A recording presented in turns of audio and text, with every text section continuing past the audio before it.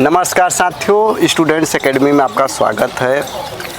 छात्र और युवा के प्रखर आवाज़ आज हमारे बीच में सूरज भान जी है और इलाहाबाद विश्वविद्यालय के पूर्व उपाध्यक्ष प्रत्याशी भी रहे हैं। आज इनसे हम वार्तालाप करते हैं कि जो यूपीपी पेपर लीक हुआ है उसके बारे में क्या कहना चाहेंगे सर आप।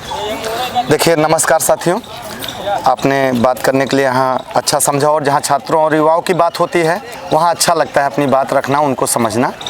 उत्तर प्रदेश पुलिस की भर्ती जो आई थी उसमें धांधली हुई, पेपर लीक हुआ और सबसे पहले तो बधाई और हार्दिक शुभकामनाएं उन 60 लाख अभ्यर्थियों को जिन्होंने अपनी लड़ाई एकदम अहिंसा और सत्य न्याय के रास्ते पर चलकर लड़ा और उन्होंने जीत हासिल किया। सबसे पहले उनको हार्दिक शुभकामनाएं देता हूं कि उनके न्याय, सत्य और संघर्ष की जीत हुई। उन्हें ये न्याय मिलना चाहिए था और ये परीक्षा रद्द किया गया, इसके लिए मैं बहुत ही खुशी है मुझे।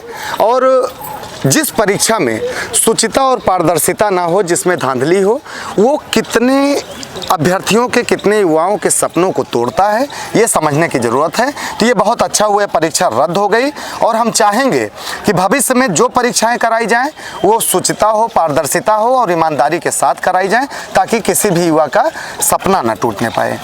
सर, 60 लाख युवा इस भर्ती में पार्टिसिपेट हुए थे। तमाम गरीब, मजदूर, किसान के बच्चे इस भर्ती में शामिल हुए थे, उनके लिए क्या कहना चाहेंगे? जी, बहुत अच्छा प्रश्न आपका है विजय जी, और अभी इस पर डिस्कस कर रहे थे हम लोग। सुनील जी भी हमारे साथ यूनिवर्सिटी से जुड़े हैं, इलाहाबाद विश्वविद्यालय से, और लगभग लड़ाइयों में युवाओं के, छात्रों के खड़े रहते हैं। हम लोग ऐसे एक आपस में बात कर रहे थे तो बड़ा अच्छा मुद्दा समझ में आया। मुद्दा क्या है कि एक अपील भी की जा सकती है कि इलाहाबाद से लेकर उत्तर प्रदेश में जितने कोचिंग संचालक हैं, जितने लोग हैं जो कोचिंग चलाते हैं, जो कहीं ना कहीं से अध्ययन के क्षेत्र से जुड़े हैं, उनसे एक अपील करना चाहूँगा मैं, एक मार्मिक अपील, एक संवेदनशील अपील कि 60 लाख अभ्यर्थी, जिस परिवार का सपना उत्तर प्रदेश पुलिस में जाने का होता है युवाओं का, वो कितने, आप समझिए कि मध्यम वर्गीय परिवार से होते हैं।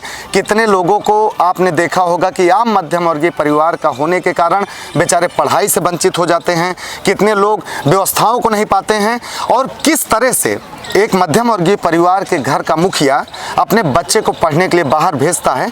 क्योंकि आपने गौर किया होगा कि एक होता है समय जो अमूल्य होता है, जिसको वापस नहीं लाया जा सकता।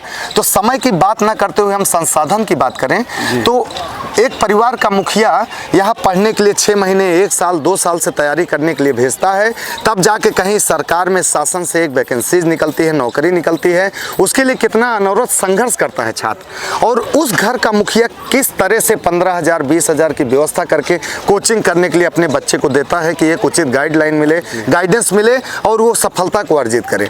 तो मैं उत्तर प्रदेश के सभी कोचिंग संस्थानों से जो यूपी पुलिस की तैयारी करवा रहे हैं, उनसे एक मार्मिक अपील है मेरी कि जो उनके साथ पहले से बच्चे पढ़ते रहे, उनके यहाँ कोचिंग संस्थान में जो पहले से तैयारी करते रहे हैं, उनसे मैं यही कहना चाहूँगा कि उनके लिए वो फीस में रियायत रखें। हो सके तो उनसे फीस वो 50% कर दें, और जो बहुत ज़्यादा गरीब और मध्यम वर्गीय परिवार के बच्चे हैं जो देने में असक्षम हैं, उनको फ्री में निःशुल्क पढ़ाएं। और हो सकता है कि वो बच्चा पढ़ने के बाद कहीं से अपनी भरपाई कर दे, उनके पास शुल्क की कर दे, या सेवा भावना जो होती है उसके अंदर ईमानदारी और न्यायसंगत चलने की एक समझ विकसित हो। तो मैं चाहता हूं कि जितने कोचिंग संचालक हैं एक बार ये करके देखें कि जितने लोग उनके यहाँ पहले से इस बैच को पढ़ चुके हैं, उनकी फीस को, जब वो दोबारा पढ़ने के लिए गाइडेंस लेने के लिए आए तो उसकी फीस को आधा कर दें।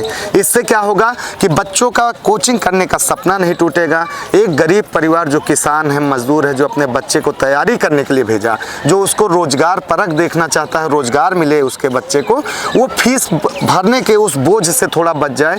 कि जैसे हम लोग समझते हैं कि एक गरीब परिवार का जो पिता होता है, मुखिया होता है, वो एक रोटी कम खाता है, एक टाइम खाना कम खाता है अपने बच्चे की फीस भरने के लिए। तो कोचिंग संचालकों से मेरी यही एक अपील है कि वो जो पहले से पढ़े उनकी फीस को आधा कर दे, या हो सके जो बहुत गरीब है उनके लिए माफ़ कर दे। शुक्रिया, बस इतनी सी बात रखनी थी। बहुत बहुत धन्यवाद सर।